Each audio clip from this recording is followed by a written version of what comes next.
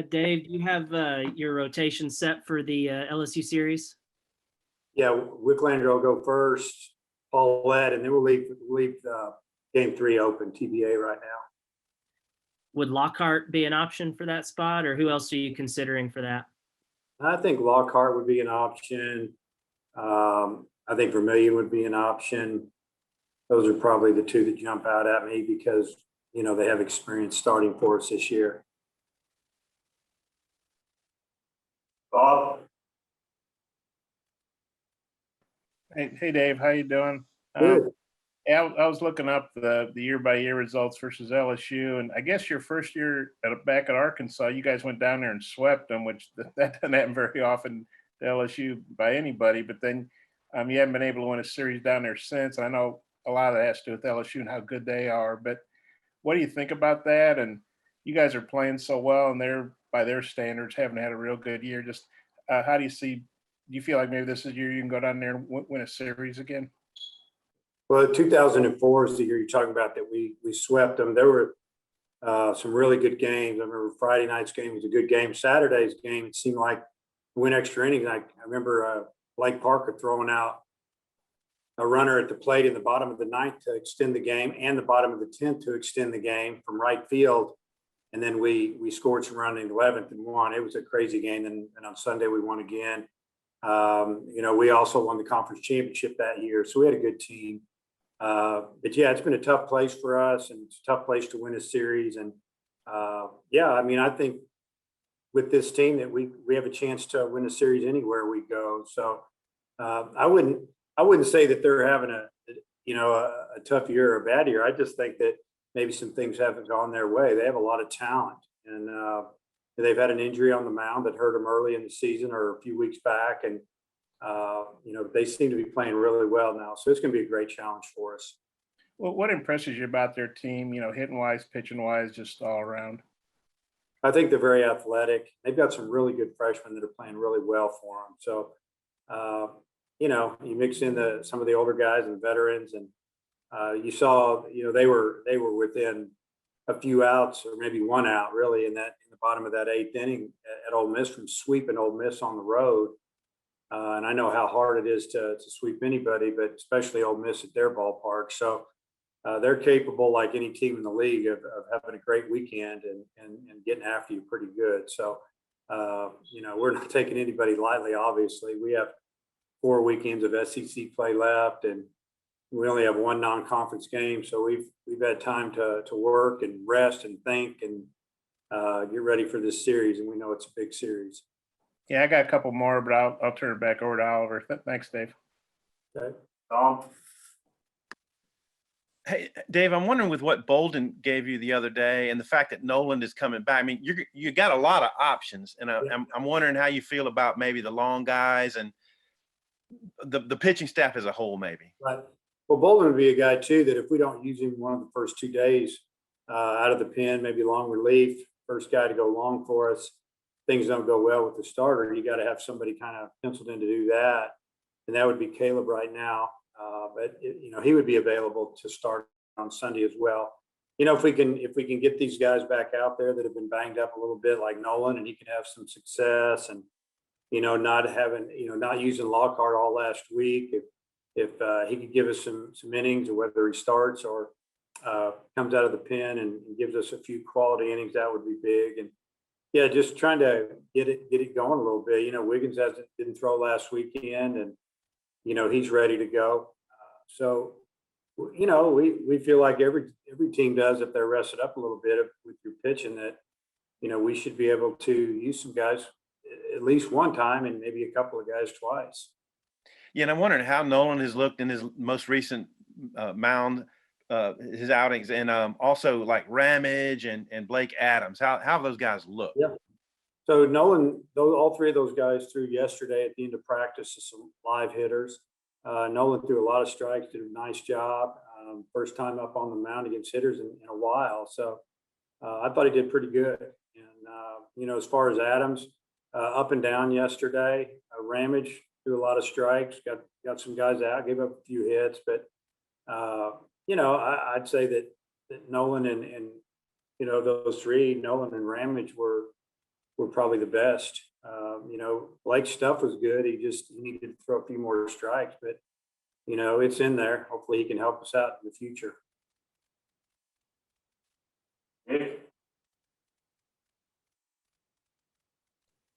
Hey, Coach, the Win Reality virtual equipment that you guys use at your facilities, how do you feel? In what ways have you felt that's benefited your team offensively? Well, it just educates you on what's going on. It gives you an opportunity to see things in advance a little bit and see what pitchers are going to look like a little more in the box. And we've got a lot of technology, and any information you can get, it gives you a little bit of a head start of what you're going to see is definitely going to help. That's a tough question. We could go on for hours on that. It's like anything else. Back in the old days, it was video and film work, and nowadays it's getting to put on a set of goggles and watch another pitcher throw in another game. It's not like being in the box hitting them live, but at least you get an idea of what's going to be coming if you haven't seen him before. So it's just technology, and if you know how to use it, and I feel like we do, it's going to help you at least get off to a good start against some people.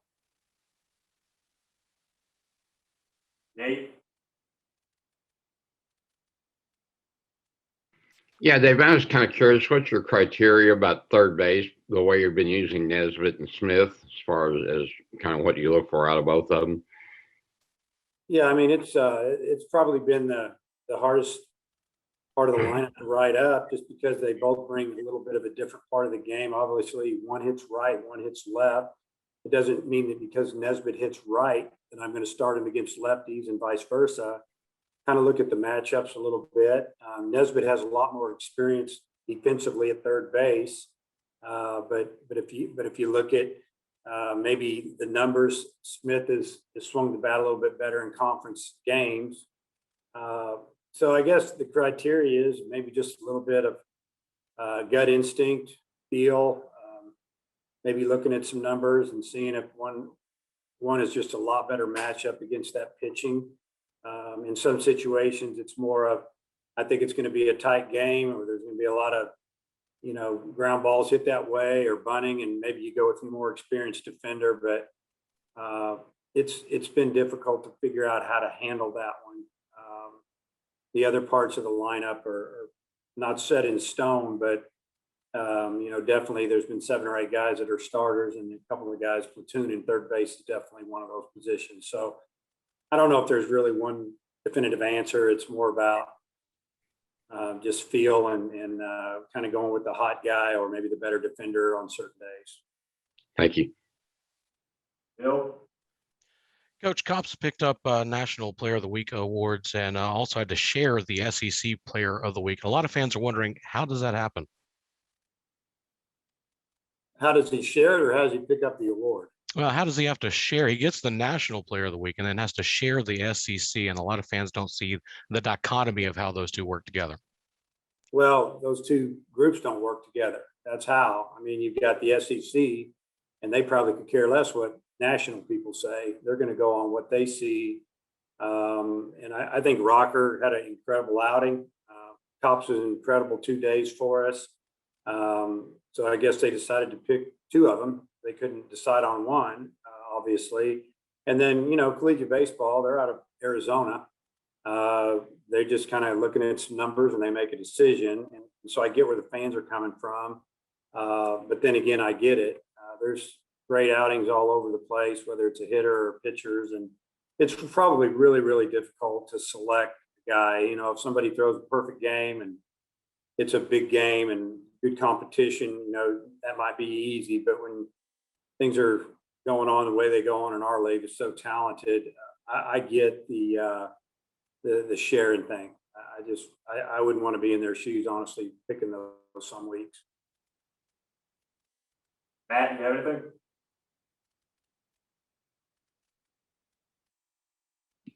Yeah, I do. Hey, with Wicklander, what's been let me go back. He had the great outing against Alabama out of the bullpen. How much did you feel like that kind of set him on the course of the way he's pitched over the last few weeks? And then what's been the key to him maintaining that? Yeah, the Alabama outing was probably the one that obviously convinced us that he was ready to go back to being a starter if needed. And for him personally, I just think it's more, that gave him a lot of confidence against a really good offensive team. Gave us and the players, the rest of the team, confidence in him. I think he sensed that, and he's built off of that. And again, what he's doing is he's healthy. I think he's strong, and he's managing everything. And obviously, I mentioned last week that he's got really repeatable mechanics, and he gets the ball, he gets on the mound, he gets a signal, and he pitches. He's not out there thinking and stepping around, moving around. You can just tell he's ready to go, and he's pitching both sides of the plate. He's done a tremendous job for us. And then when he's not pitching, he seems like he's really engaged. One of the first guys out of the dugout to meet the guys coming off the field. How much have you seen that from him, and of a leadership position that he's taken?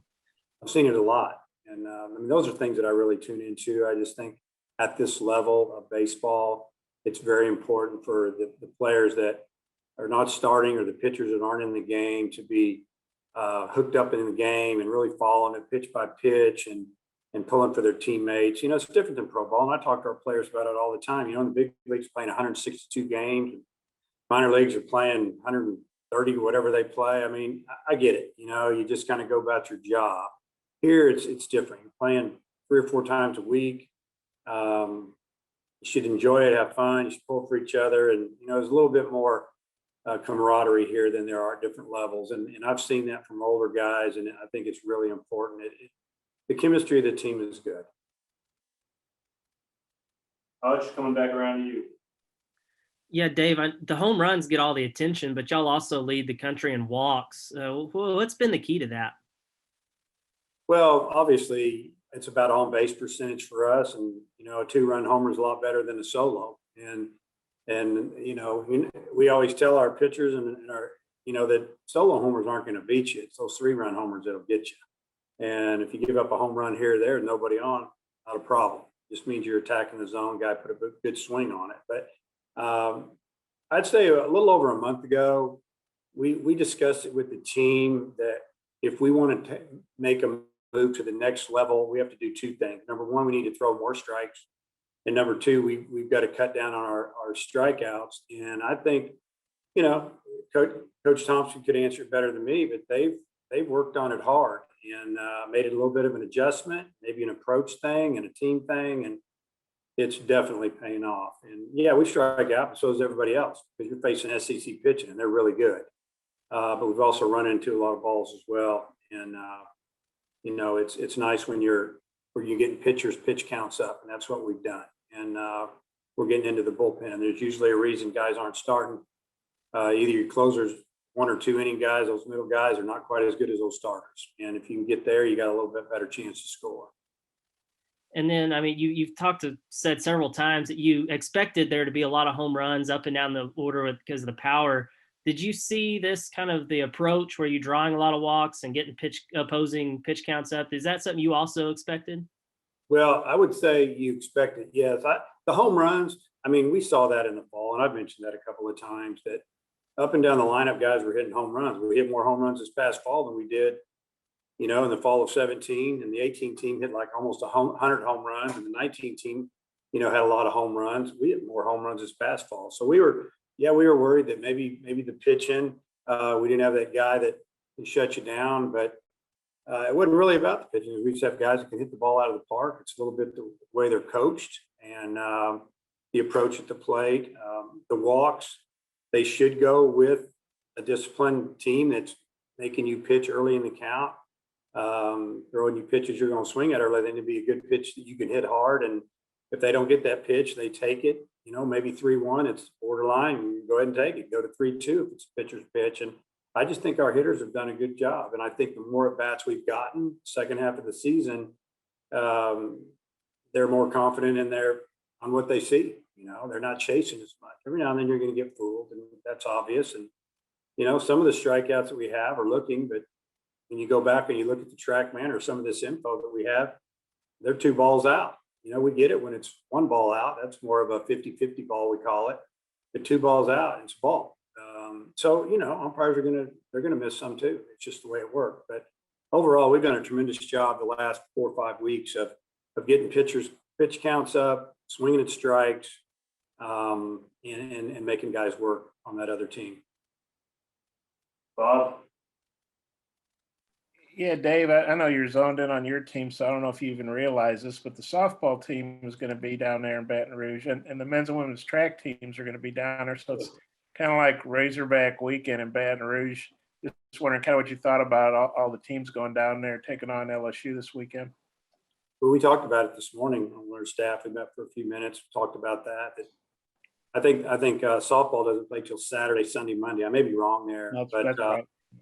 They're playing on Saturday night, same time we're playing. If they're playing a day game, we'd probably run over and watch a couple innings, just get out of the hotel, do something. And I knew track was down there as well on Saturday. So hopefully they do well. Big weekend for softball. They're trying to win an outright championship. They need to win a couple of games. They might be in really good shape. So really pulling for Courtney and the girls, the young ladies. And I always say girls because I had 2 daughters, and that's what I always called them. But I went over and watched them play a couple of times this weekend, and they're really good. They're really good. Missouri's really good too, and they struggled a little bit, but they bounced back Monday. That was a huge win, and sometimes it just happens. It's tough to beat people every weekend. Happy for them and their program. Track is just always good. So they're fun to watch. How cool would that be if you guys could all go in there and like you win a series, softball wins a series, track kicks ass? What would you think about that? Kick what? Oh yeah. Anyway, yeah. So it would be great. Honestly, we follow each other. We pull for each other. We all text each other back and forth. Coach Buckner, myself, Coach Harder, Courtney, and a lot of us. We're pulling for each other. Just like when Coach McMakin's golf team was so close this past weekend, we were all following it. We've had a tremendous year this year with all the programs. I mean, you look at it, soccer and basketball, football got better and going to get better. I mean, you all know this and you've written about it, but our athletic department has had an incredible year. If you're just talking about wins, academically, I think it's been as good a year as I've seen, and I've been here a long time now. And it's been fun to be a part of it. I think, I've never been good at math, but I think you and the softball team are 70-14. Well, that's pretty amazing, isn't it? Yeah, it is really. I mean, it's hard to win. Winning's not easy. I tell our players that all the time. It's easy to be average at this level if you have good players, but winning is tough. And you don't just show up and win. You got to find a way to win, and you got to fight to win. And I think the 2 programs do that. I just got one more back on the team. Gregory seemed like he did pretty well in leadoff last week. Moore obviously did pretty well batting 6-hole. Is that something you plan to maintain, or what's your thoughts on that? And I talked to the team about it last weekend before the series opened up. I said, hey, here's a move we're going to make. We're going to move Gregory to the top. We're going to move Robert down to hit behind Franklin. Robert likes to swing and drive in runs, and it worked out the first day. The second couple of days, not so great. But I just think for our team, if we could have a leadoff man, whether it's Gregory or Webb, and I know Webb's batting average is not where it should be, but as far as fighting and getting pitch counts up and being able to bunt, he will see some pitches if we put him there. I'd like to leave the next 5 guys in that order. Gregory's been a tough out. He can bunt. He'll get deep in the counts, fouls off pitches. Hits lefties really well, where I really don't have to make an adjustment there. So I think you can probably plan on seeing that unless something happens. Yeah, thanks, Dave. Yep. Russell? Coach, I'm wondering if you could tell us or just put into words just how valuable Kevin Kopps has been and what he's doing, right now. Well, anytime you have a pitcher or a 2 that you have in the bullpen that you can put in the middle or the end of the game, knowing that you've got a really, really good shot of finishing this thing up, especially when you have the lead. It's like with Matt Cronin when he was rolling here. You get to the 9th inning or maybe the 8th inning with 2 outs, a tough situation. You could get 4 outs out of him, 3 for sure. It was a pretty good feeling. With Kevin, you just know the dedication that's going to the mound and what comes with it. You know that it's not just about talent; it's about work ethic and makeup. There's a lot more to Kevin than a lot of people realize. And not only is he a really good pitcher, he's a great teammate. He's a really good human being, and we know how hard Kevin has worked in our program to have the success that he's having. So as a coach, you put that guy out there, you're just kind of like, hey, we got a great opportunity to finish this game. But at the same time, if it doesn't go so good, you put the right guy out there, and we don't expect Kevin to be, perfect every time or do what he's done every time, just about every time this year. But we know that it's a really good opportunity for us to finish the game on top.